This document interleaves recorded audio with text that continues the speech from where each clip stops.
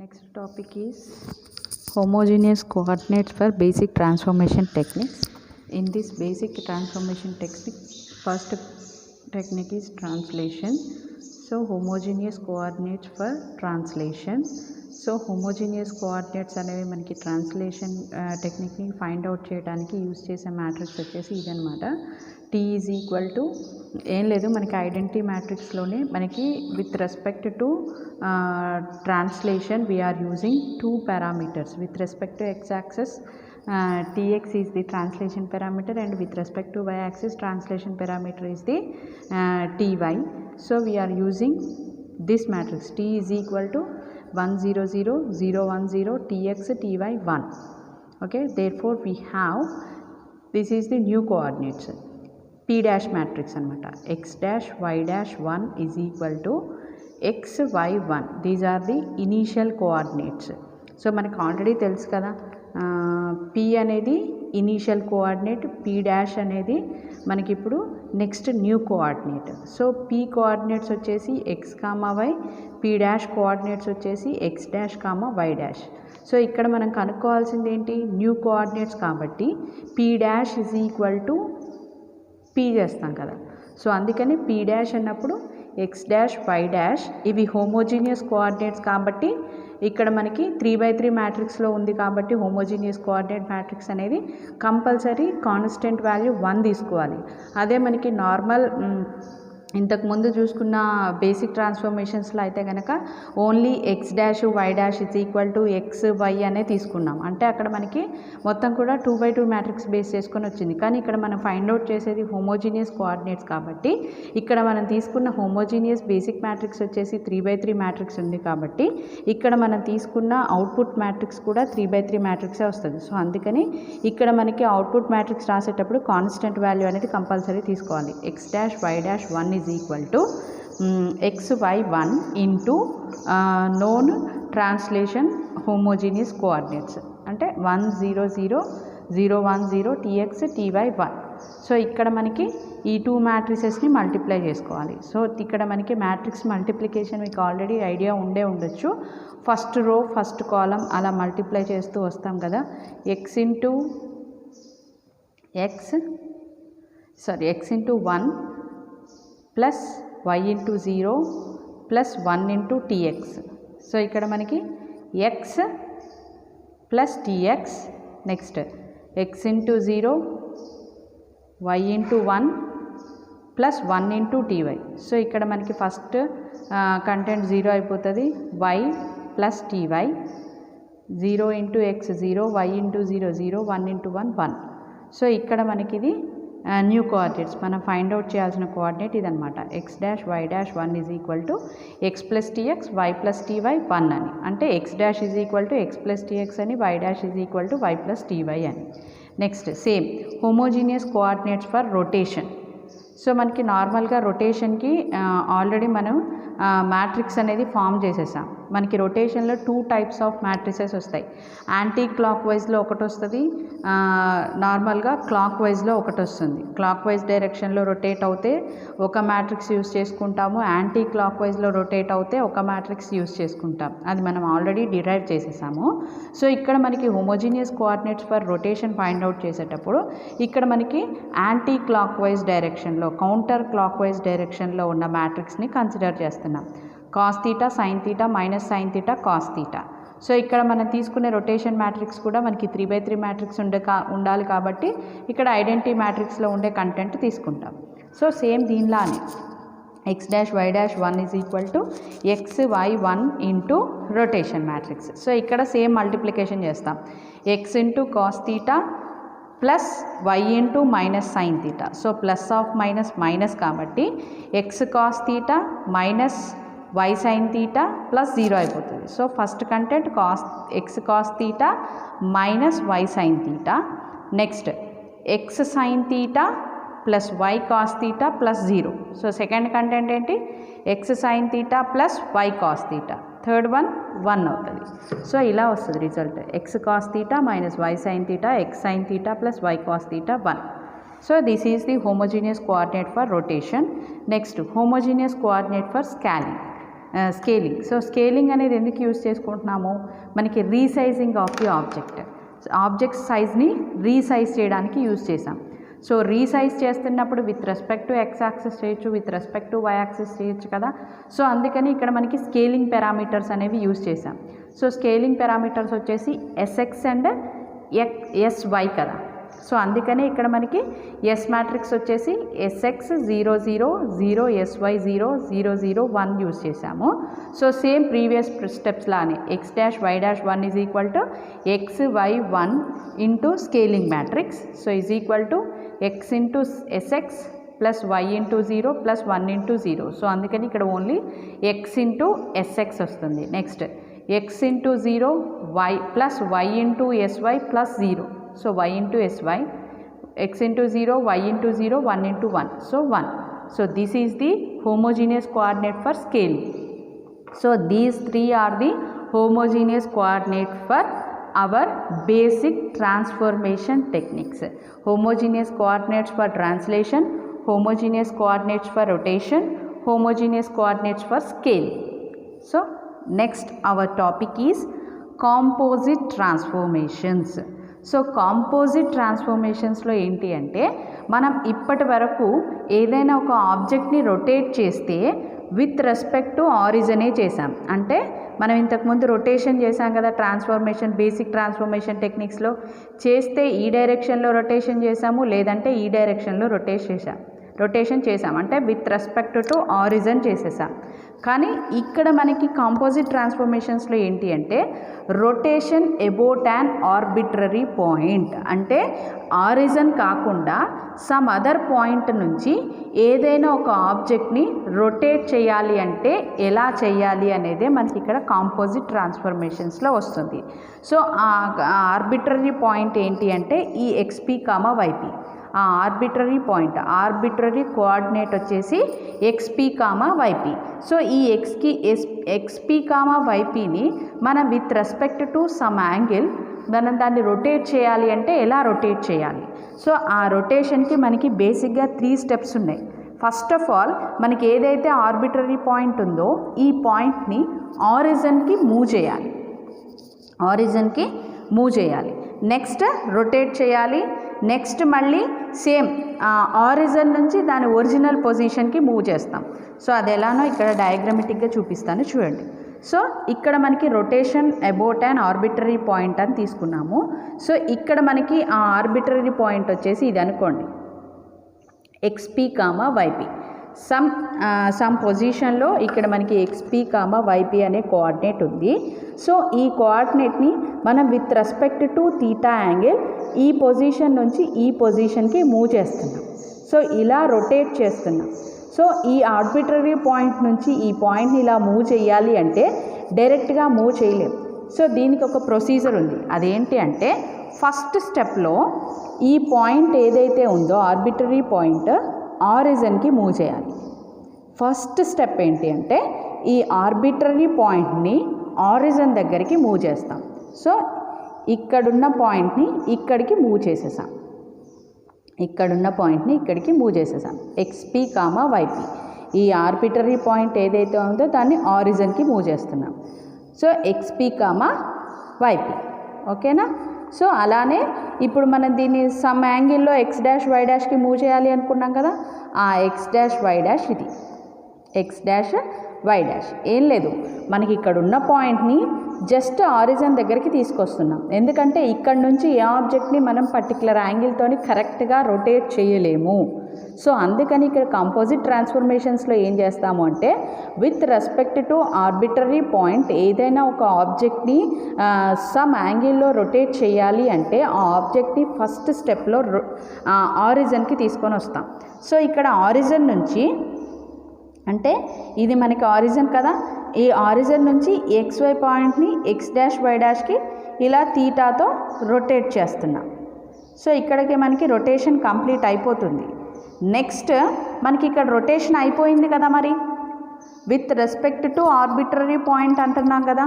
So అందుకని ఎప్పుడైతే ఆబ్జెక్ట్ని rotate చేసేసామో ఆ రొటేషన్ కంప్లీట్ అయిపోగానే మళ్ళీ ఆ ఆబ్జెక్ట్ని యాజ్ ఇట్ ఈజ్ పొజిషన్కి మూవ్ చేసేస్తాం. అంటే ఇక్కడ నుంచి ఇక్కడికి అంటే ఏం లేదమ్మా, ఇప్పుడు ఈ ఆబ్జెక్ట్ ఇక్కడ ఉంది, ఈ ఆబ్జెక్ట్ అనేది ఇక్కడ ఉంది.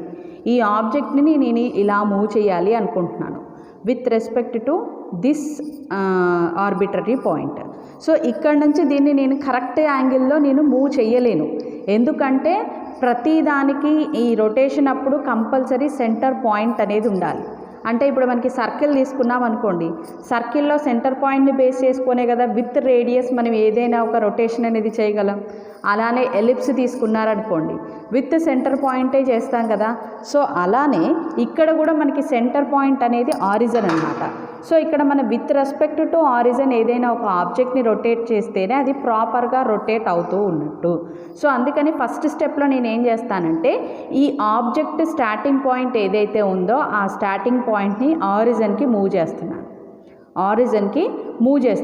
ఈ ఆరిజిన్కి మూవ్ చేసిన తర్వాత ఇలా నేను ఏదైనా ఒక సమ్ యాంగిల్తో దీన్ని రొటేట్ చేస్తున్నాను. ఇలా రొటేట్ చేసేసాను. రొటేట్ చేసిన తర్వాత నాకు అసలు అవుట్పుట్ రావాల్సింది ఏంటి, with respect to arbitrary point కదా.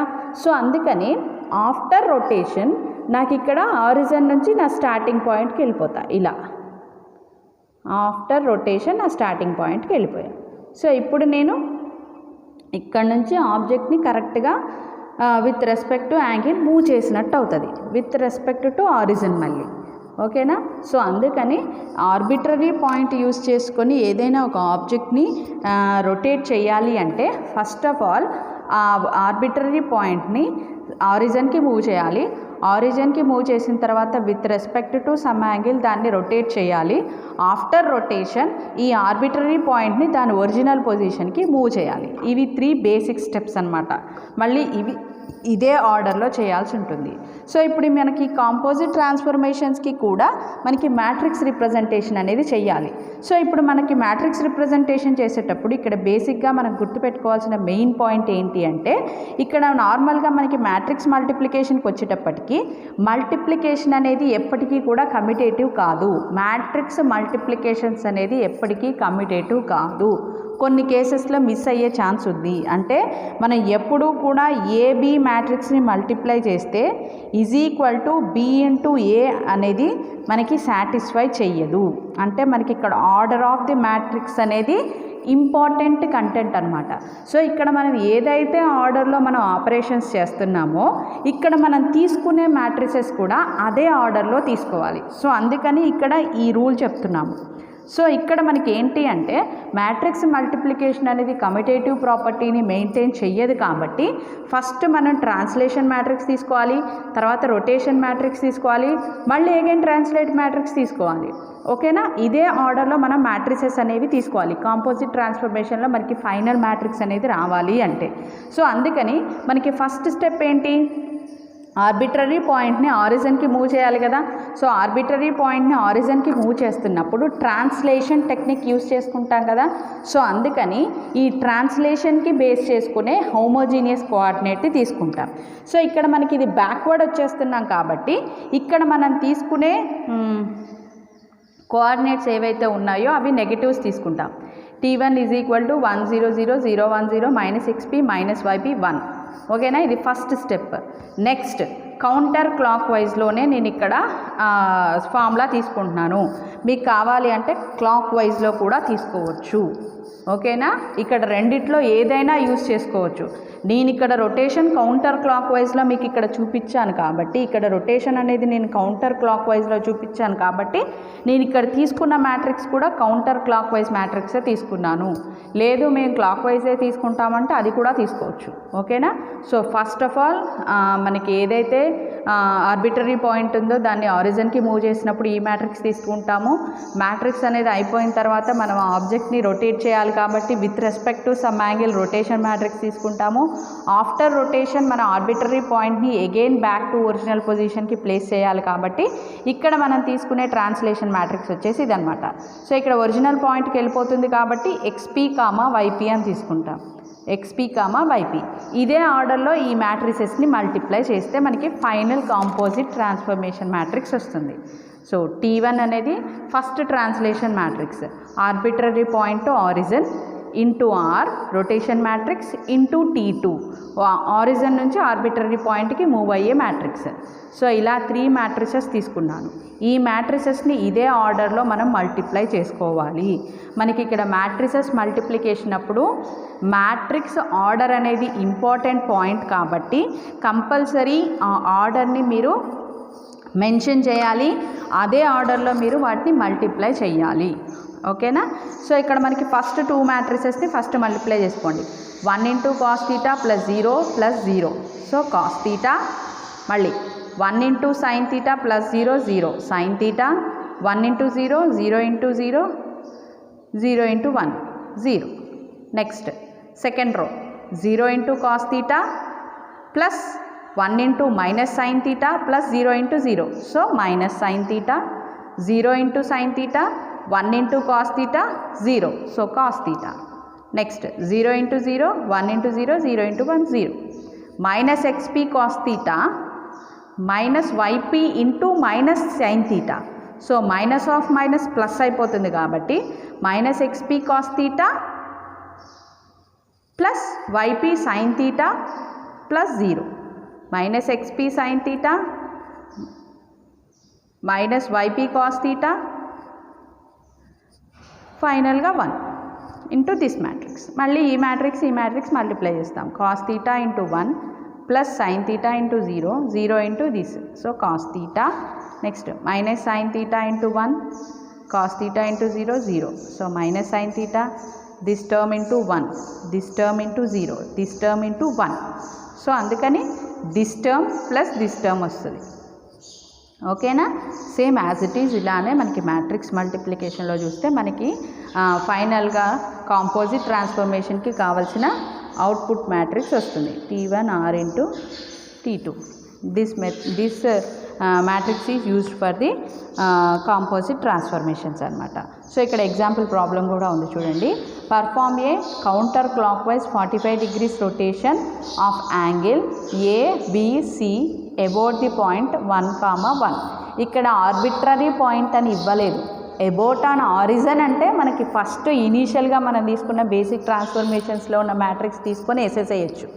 ఇక్కడ అబౌట్ ది పాయింట్ 1, 1 ఇచ్చారు. అంటే 0, 0 కాకుండా ఏ పాయింట్ ఇచ్చినా కూడా with respect to arbitrary point అనేది మీరు క్యాచ్ చేయాల్సిన పాయింట్. ఓకేనా? సో ఇక్కడ మనకి with respect to arbitrary point మనకి మ్యాట్రిక్స్ తెలుసు కదా, డైరెక్ట్గా ఆ మ్యాట్రిక్స్ వేసుకోవాలి. సో అంటే ఈ మ్యాట్రిక్స్ అన్నీ మీకు తెలిసి ఉండాలి. సో ఆ మ్యాట్రిక్స్ వేసుకున్నాం. ఇక్కడ మనకి హియర్ ప్రాబ్లంలో తీటా ఎంత ఇచ్చారు 45 degrees and arbitrary point XP is equal to 1 YP is equal to 1. So ఇవే వాల్యూస్ని ఈ ఫార్ములాలో సబ్స్టిట్యూట్ చేస్తాం. cos 45 sin 45 0 minus sin 45 cos 45 0 same ఇవే వాల్యూస్. cos 45 1/√2 కాబట్టి 1/√2 1/√2 0 మైనస్ 1/√2. ఇది సేమ్ క్యాలిక్యులేషన్స్. ఇక్కడ మైనస్ 1/√2 ప్లస్ 1/√2 క్యాన్సిల్ అవుతుంది. ప్లస్ 1 ఇక్కడ వచ్చేసి -√2 వేసాను. ఎందుకు వేసానంటే ఇక్కడ చూడండి -2/√2 వస్తుంది యాక్చువల్గా. ఇది నేను దీన్ని ఎలా రాశాను మీకు సింప్లిఫై కావడం కోసం √2 ఇంటూ √2 చేశాను. 2ని √2 ఇంటూ √2 అని రాయొచ్చు కదా, /√2. ఈ 2 క్యాన్సిల్ అవుతే √2నే ఉంటుంది. So -√2 plus 1. ఓకేనా? సో ఇది మనకి ఆర్బిటరీ పాయింట్ బేస్ చేసుకొని రొటేట్ చేసినప్పుడు మనకు వచ్చిన అవుట్పుట్ మ్యాట్రిక్స్. సో ఇప్పుడు దీనికి మన న్యూ కోఆర్డినేట్స్ అనేది ఫైండ్ అవుట్ చేయాలి అంటే A', B', C' కావాలి కదా. సో మనకు ఆల్రెడీ ఏ తెలుసు 2 3 ఈ ఫైనల్ లైన్స్ అన్ని 1s పెట్టుకుంటాం. ఎందుకంటే ఇది 3/3 మ్యాట్రిక్స్ కాబట్టి జస్ట్ ఇక్కడ మనకి తీసుకునేది అవుట్పుట్ మ్యాట్రిక్స్లో ఇందాక మనం తీసుకున్నాం కదా X', Y' 1 అని హోమోజీనియస్ కోఆర్డినేట్స్ ఫైండ్ అవుట్ చేసేటప్పుడు సేమ్ అదే ప్రాపర్టీ యూస్ చేసుకొని ఇక్కడ A' అంటే 2 3 అనేది మనకి తెలుసు ఆల్రెడీ 1. నెక్స్ట్ B అంటే 5 5 1.